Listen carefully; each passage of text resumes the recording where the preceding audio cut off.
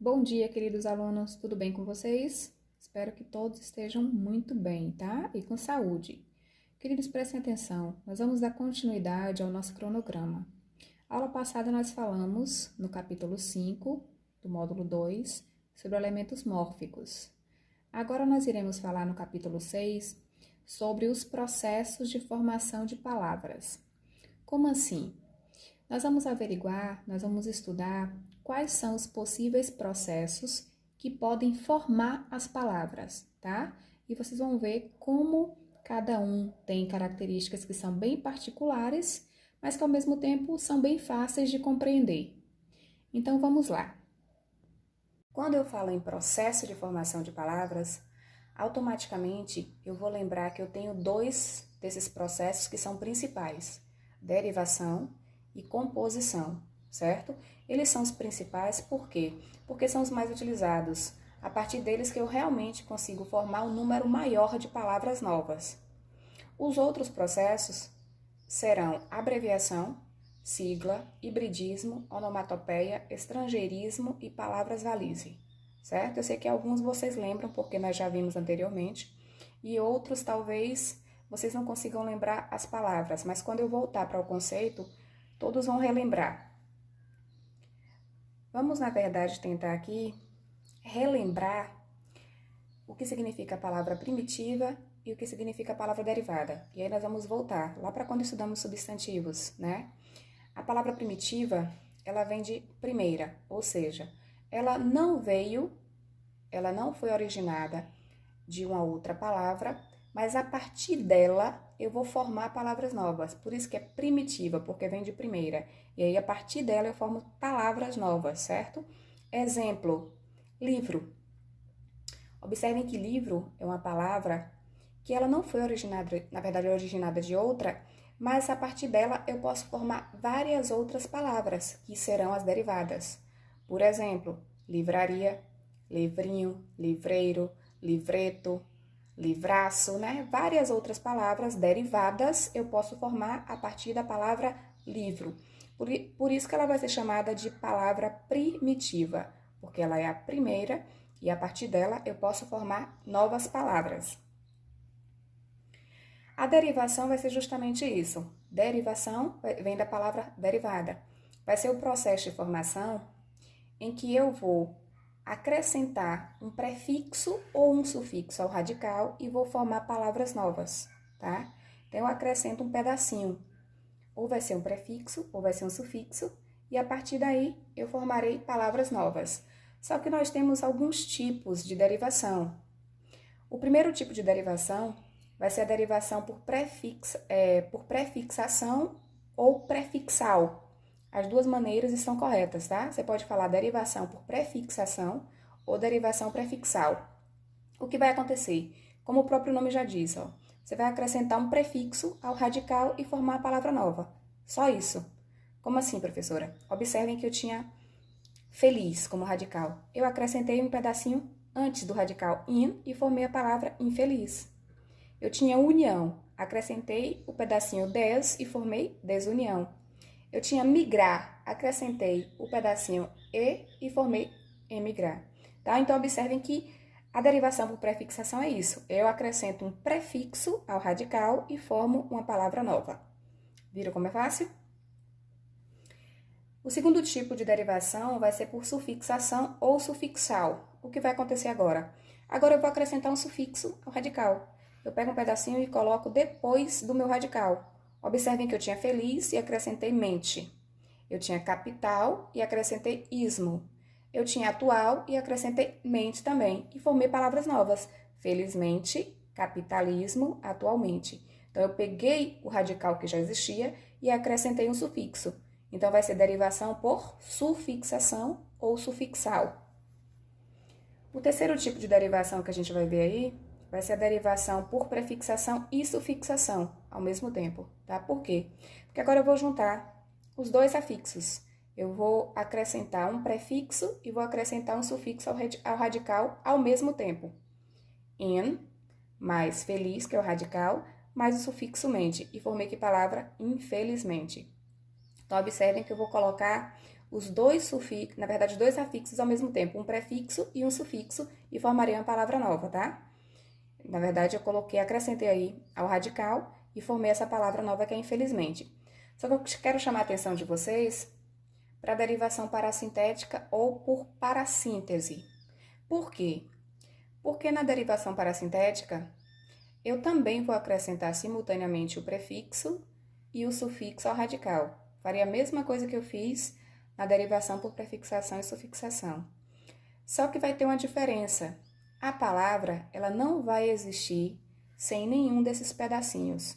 Ela só vai ter sentido com os dois afixos, com o prefixo e com o sufixo.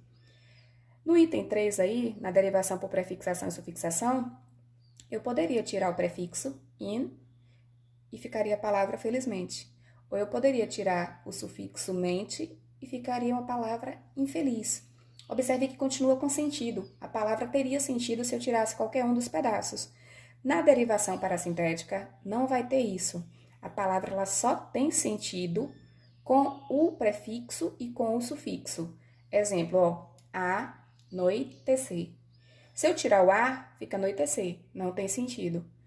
Se eu tirar o sufixo ec, fica à noite, também não tem sentido. Então, a palavra que ela é formada por derivação parassintética, ela precisa desses dois afixos para ter sentido. Ó, outro exemplo, despedaçar. Se eu tiro o prefixo, fica pedaçar. Não tem. Se eu tiro o sufixo, sa, fica despeda. Também não tem sentido. Então, observe que a palavra só vai realmente ter sentido com os dois afixos, tá? Por isso que é derivação parassintética, e é isso que vai diferenciar a derivação parassintética da derivação por prefixação e sufixação. Beleza? Deu para entender direitinho? Ótimo. O quinto tipo de derivação vai ser a derivação regressiva. Ela é fácil porque você vai analisar sempre o nome. Analise o nome, regressiva. Eu vou analisar regressiva e vem de regressar. E aí eu vou associar isso a tamanho. Na verdade, ela vai ser menor. A palavra derivada ela vai ser menor do que a sua palavra primitiva. E geralmente isso acontece com substantivos que são derivados de verbos. Como assim? Por exemplo, o substantivo debate, ele originou-se do verbo debater. Atraso também originou-se do verbo atrasar. Então, observe que a palavra derivada ela fica menor do que a primitiva. Por isso que ela vai se chamar derivação regressiva. Certo? É bem fácil, é bem simples. A derivação imprópria ou conversão, na verdade, vai ser tranquilo também. Por quê? Porque nós vamos fazer apenas uma troca de classe gramatical. A forma da palavra ela não vai ser alterada, ela vai ser do mesmo jeito, ela vai ser escrita da mesma maneira, mas ela vai haver uma mudança na sua classe gramatical. Aí vocês perguntam, professor, isso é possível? É sim. Observem ali no exemplo, quando eu falo assim, ó, todos buscam o saber das coisas. Automaticamente, eu sei que saber é verbo. Gramaticalmente, morfologicamente falando, seria um verbo. Só que quando eu acrescento o artigo o ali, antes do verbo, automaticamente eu vou transformar esse verbo em substantivo. E aí o que aconteceu? Eu mudei a classe gramatical. E aí se eu mudei a classe gramatical da palavra sem alterar a forma dela, a forma escrita dela, eu vou ter uma derivação imprópria. Olhem o segundo exemplo. Eu falei alto. Automaticamente, alto seria um adjetivo. Mas como ali eu estou acrescentando uma circunstância ao verbo falar, ele vai se transformar em advérbio. Tá? Então, eu mudei a classe gramatical da palavra. Ela passou a ser de adjetivo para advérbio. E aí, houve justamente essa derivação que nós vamos chamar de derivação imprópria. O segundo caso, que também é importantíssimo, que também é geralmente um dos principais, é o de composição. E composição é muito fácil, gente. Por quê? Porque você vai lembrar o seguinte, composição, eu vou unir. Eu vou juntar duas ou mais palavras e formar uma palavra nova. Dois ou mais radicais e formar uma palavra nova, certo? E a composição, ela vai poder ser classificada em composição por justaposição ou composição por aglutinação. Então, são esses dois tipos aí de composição. Composição por justaposição ou composição por aglutinação. Na composição por justaposição, você vai lembrar o seguinte: eu vou juntar esses radicais ou essas palavras e não vai haver alteração fonética resultante dessa união. Como assim, professora? Eu vou juntar duas palavras ou dois radicais e eu vou pronunciar as duas. Não vai ter nenhuma perda fonética, não vai ter uma alteração quanto ao som. Por exemplo, ponta mais pé. Eu formei pontapé. Observem que eu pronuncio as duas palavras na íntegra. Não teve nenhuma alteração quanto ao som. Então, vai ser isso que vai ser a composição por justaposição. Você junta esses radicais ou essas palavras e não tem alteração fonética, não tem alteração quanto ao som. Puxa mais saco. Eu formei o quê? Puxa saco. Automaticamente eu pronuncio as duas na íntegra. Por isso que vai ser composição por justaposição. O segundo caso vai ser a composição por aglutinação. Neste caso aqui vai ser diferente, porque agora vai haver alteração fonética.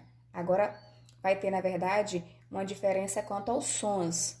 Eu vou pronunciar a palavra de uma forma diferente daquela que eu juntei lá no início. Como assim? Por exemplo, se eu formo plano mais alto, eu formei a palavra planalto. Eu não falo plano alto, eu falo planalto. Então, observem que tem uma alteração fonética. O som, ele muda, né? Quando você vai pronunciar a palavra que foi a derivada, ela realmente muda. A palavra nova, ela vai mudar. Em boa hora. Eu não falo em boa hora, eu falo embora. Então, observe que a palavra que foi na verdade originada, ela é diferente, ela tem uma sonoridade diferente. Então, quando houver essa alteração fonética, é composição por aglutinação. Quando não houver, composição por justaposição, certo?